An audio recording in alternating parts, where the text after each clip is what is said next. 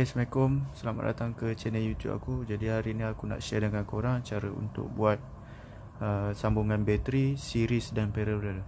Jadi benda yang korang perlu ada adalah bateri, 6 biji bateri tu BMS. Yang ni 3 siri punya tau. Nickel strip ni optional sebab aku pakai spot welder. Dan ni adalah battery holder. Ni pun optional, korang boleh pakai gum ataupun selotip lah untuk pegang bateri korang. Okay, sebelum tu kita kena check dulu arus bateri yang ada.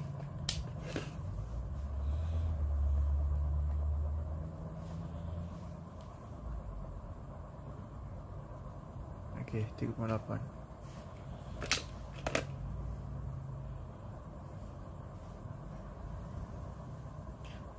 Pastikan ke 6 biji bateri tu power output dia adalah sama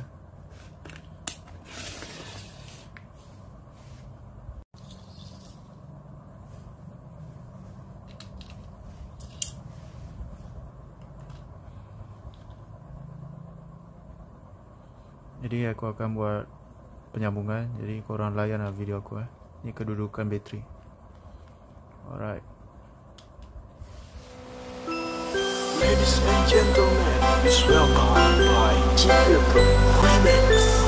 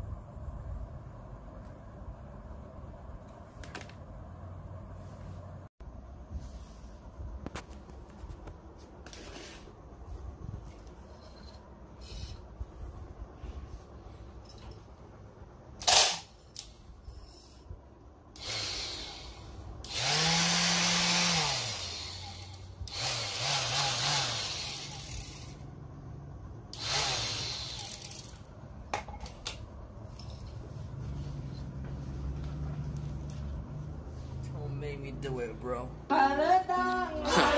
Oh shit, Brian B.